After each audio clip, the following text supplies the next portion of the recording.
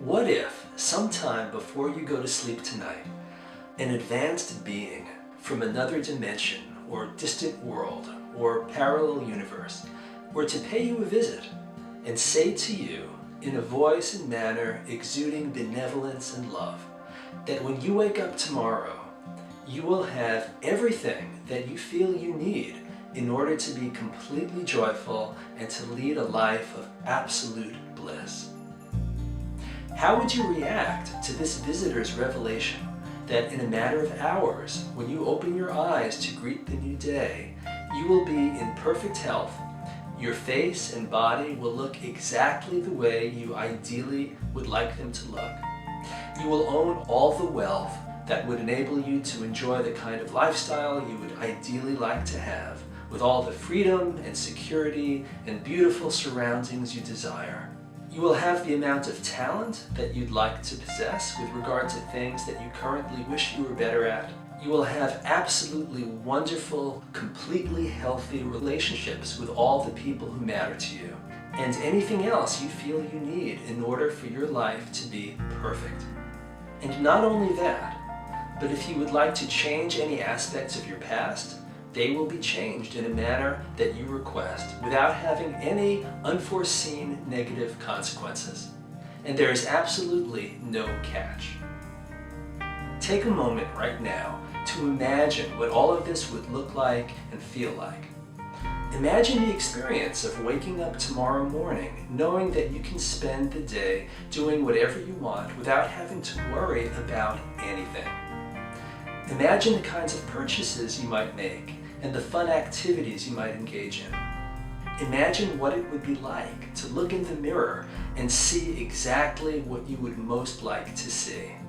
Imagine where you might go and who you might choose to spend time with and the kinds of fun experiences you would have with them. Does the thought of waking up tomorrow morning to a life that is exactly the way you would ideally like it to be fill you with a sense of pure jubilation, or does it fill you with a mixture of positive feelings and trepidation or anxiety? If you feel at all conflicted about the transformation, consider why that might be the case. Is it because you think that the sudden change might be too overwhelming? Is it because you think you might incur the envy, resentment, or disapproval of certain people? Is it because you think you might miss certain aspects of the way you were, or that you might feel like a completely different person? Is it because you believe that you presently have the ability to achieve some, most, or all of the desirable changes on your own, and don't want to be denied the sense of accomplishment you would have gotten from doing so? Is it because you think you might feel a sense of guilt or of being unworthy of having such a great life? It's very difficult to manifest things in our lives when, on some level, we have resistance. When we are conflicted, we are likely to end up sabotaging ourselves. And even if we succeed in acquiring the thing that we want, we end up manifesting new problems that keep us from being able to really enjoy what we've attained. Now, with regard to the scenario that I described, in which you are suddenly handed everything you've longed for, if you have mixed feelings because part of you would like to achieve all those wonderful things on your own, consider what beliefs you may have about how long it should take you to achieve those things and how much struggle should be involved. Do you believe on some level that you are not worthy of gaining something very quickly and without a lot of difficulty? Those kinds of beliefs can stand in our way as well. We generally aren't consciously aware of the beliefs that hold us back, but once we begin to recognize them, we can free ourselves from them very easily. And when that happens, the kind of positive changes that can take place in our lives and the speed with which they may occur can seem absolutely miraculous. Now imagine that when you wake up tomorrow, you actually will have all the things we've been talking about. And if your complete happiness would depend on it, then imagine that in addition to having those things, your past will have been altered so that you will actually have striven and earned those things that you would like to have acquired through dint of hard work. And if that doesn't make sense to you, then just imagine that when you wake up tomorrow, you will be utterly thrilled with your life and feel that absolutely nothing is wrong and nothing is missing.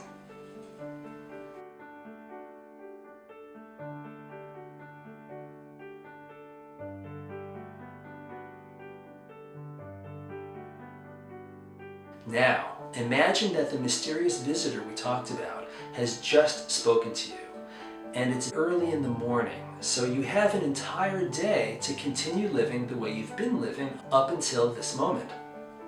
How would you experience your day differently, knowing that as of tomorrow morning, you're going to have everything you want and will be able to rid yourself of anything in your life that you dislike? Would you do anything differently? Would you go into work?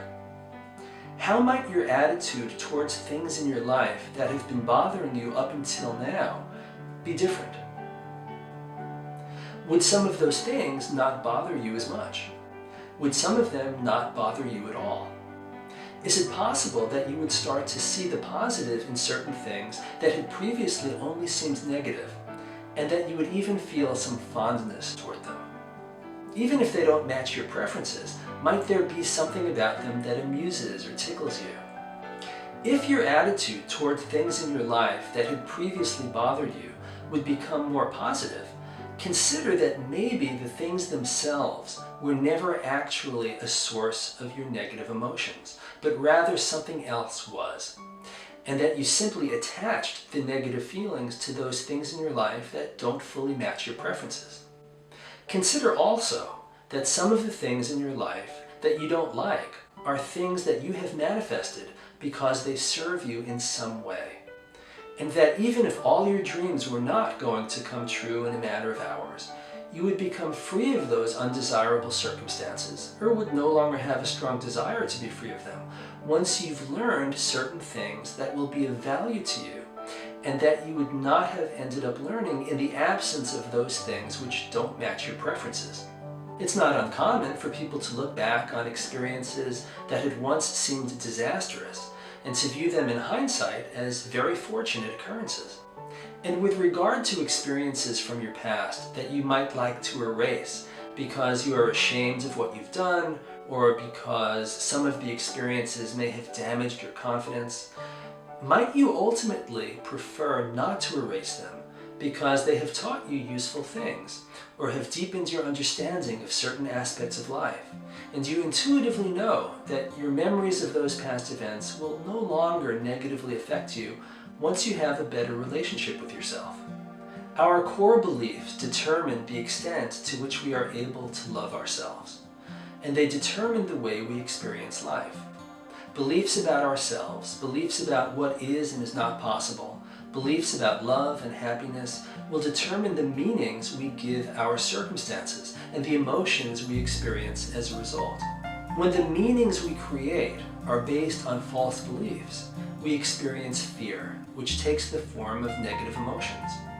Getting things that we want doesn't free us from false core beliefs. Even if you do wake up tomorrow having all of the things that you regard as the components of a perfect life, you'll probably realize on some level that along with that whole trove will come new responsibilities and new challenges, and that before too long there will be new things that you will believe you need to have in order to be happy. But the feeling that you associate with having everything you desire, that sense that nothing is wrong and that you are not lacking anything, is in fact your natural state of consciousness. And when you are free from the kinds of false beliefs that prevent you from experiencing that state, then, regardless of your circumstances, you not only will feel amazing, but you will have vastly greater control over your life, and you will be able to step into the fullness of your powers and to manifest things you desire with far greater ease than you otherwise would. You are infinitely more powerful than you believe you are. Any thoughts that bring you down are thoughts that are not in alignment with who you really are. Rather than making the comparison between the way your life is and the way you want it to be, Understand that you have chosen the circumstances, the limitations, the challenges. However your life is at this moment, it's like that so that you can create what you're supposed to create. Your circumstances don't mean anything negative about you.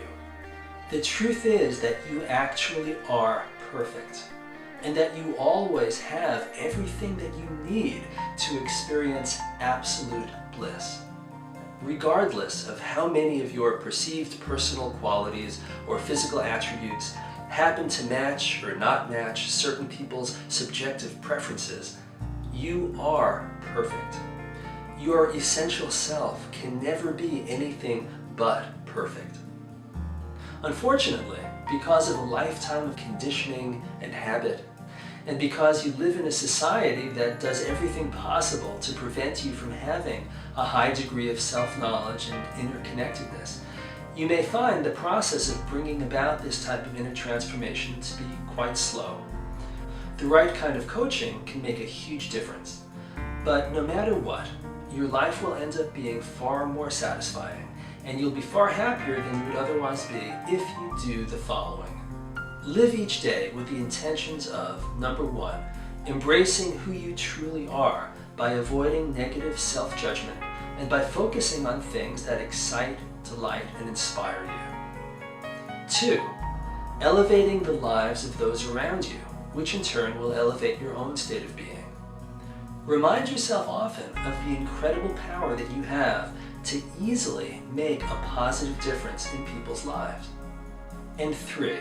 Appreciating everything you have that matches your preferences on at least some level, while maintaining an empowering perspective with regard to things that don't match your immediate preferences. Remember, without them, you would not be able to appreciate and enjoy the things that do match your preferences.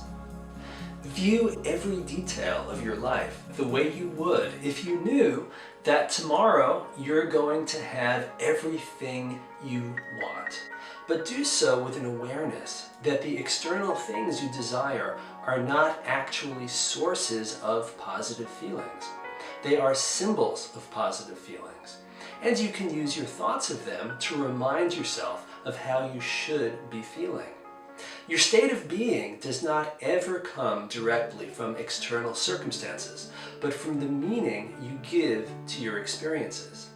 And just as every visible brushstroke of a beautiful artistic masterpiece hanging on a museum wall is an essential element of the artwork, even if a particular square-inch section might look really ugly to you if you viewed it up close in isolation from the rest of the painting, so too, every experience you ever have exists for a reason. And that reason is not to punish you.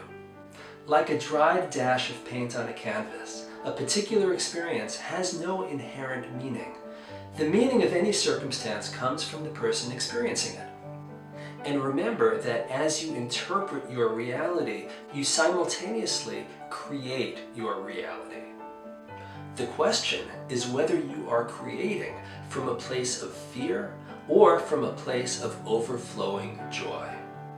That will determine the kind of reality that you create, moment by moment.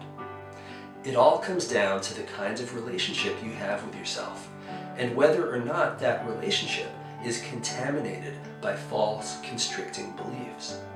Your life in its entirety is a masterpiece. It cannot be otherwise, regardless of the choices that you make. The meaning you give any particular portion or moment of your life, and thus the way in which that experience affects you, will always be completely up to you.